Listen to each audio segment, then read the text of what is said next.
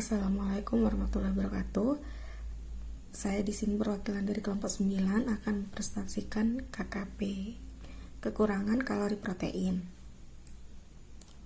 Nah, di sini ada definisinya, yaitu kekurangan kalori protein adalah defisiensi gizi yang terjadi pada anak yang kurang mendapat masukan makanan yang cukup bergizi atau asupan kalori dan protein yang kurang dalam waktu yang cukup lama. Kurang kalori protein adalah suatu gangguan penyakit gizi yang dikarenakan adanya defisiensi kalori dan protein dengan tekanan yang bervariasi pada defisiensi protein maupun energi. Penyakit ini dibagi dalam tingkat-tingkat, yakni yang pertama KKP ringan atau sedang, yang disebut juga sebagai gizi kurang, undernutrition, ditandai oleh adanya hambatan pertumbuhan.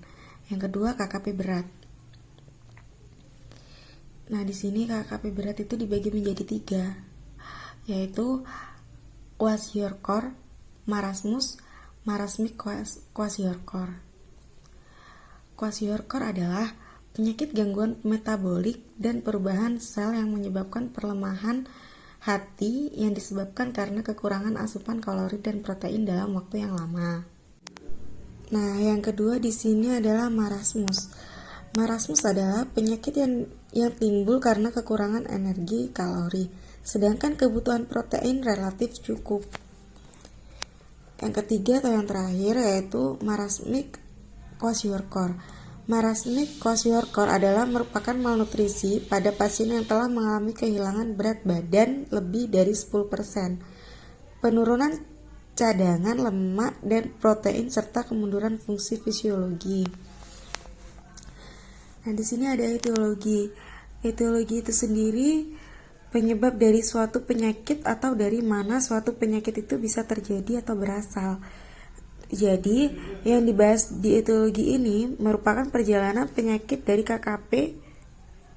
Kok bisa sih KKP didapati di seorang anak, ataupun bagaimana sih kok bisa kejadian KKP? Jadi, KKP itu terjadi bisa karena 2 hal. Yang pertama, malnutrisi dapat primer. Yang dimaksud primer itu apa sih?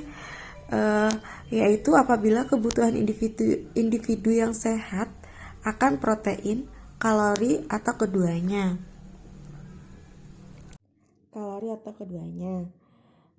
Tidak dapat dipenuhi oleh makanan yang dikonsumsi. Jadi makanan yang dikonsumsi itu tidak mengandung protein cukup buat dia kalori.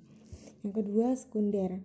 Akibat adanya penyakit yang menyebabkan asupan suboptimal, gangguan penyerapan dan pemakaian nutrien, dan atau peningkatan kebutuhan karena terjadinya hilangnya nutrien atau keadaan stres. Misalnya, bukan dari makanan, tapi dari penyakit. Kita sudah makan makanan yang mengandung protein tinggi dan kalori tinggi, tetapi di dalam tubuh kita ada penyakit, kelainan di organ.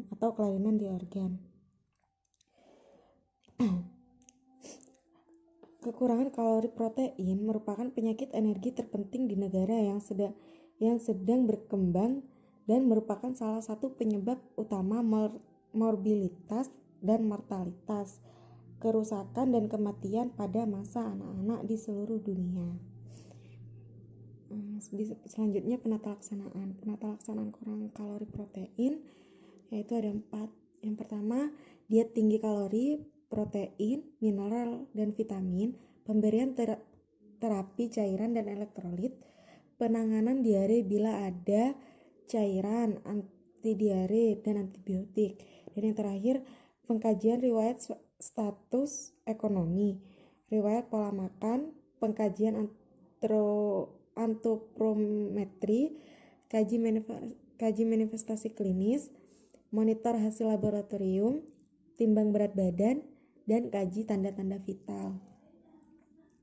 Nah, di sini ada tanda dan gejala kwashiorkor, yaitu kegagalan pertumbuhan dengan berat badan rendah maupun ada edema pada kaki, wajah membulat dan sembab, pandangan mata sayup, cengeng, warna rambut kemerahan seperti warna rambut jagung, mudah dicabut tanpa rasa sakit dan rontok, pembesaran hati, otot mengecil, lebih nyata bila diperiksa pada posisi berdiri dan duduk. Yang terakhir, sering disertai infeksi anemia atau diare. Tanda dan gejala marasmus yaitu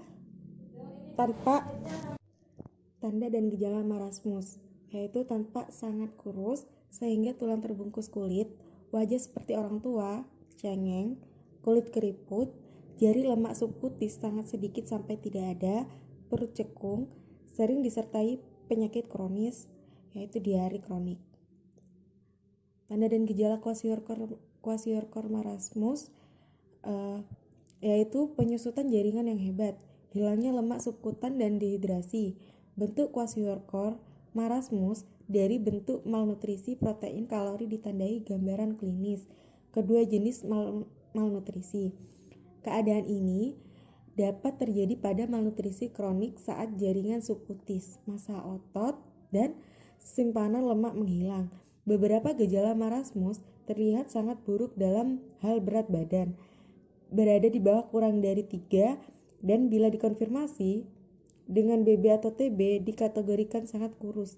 BB atau TB kurang dari 3 SD. Kwashiorkor secara klinis terlihat disertai edema yang tidak mencolok pada kedua punggung kaki. Nah, di sini ada asuhan keperawatan. Yang pertama, pengkajian. Pengkajian dibagi menjadi 2, yaitu identitas pasien dan riwayat kesehatan.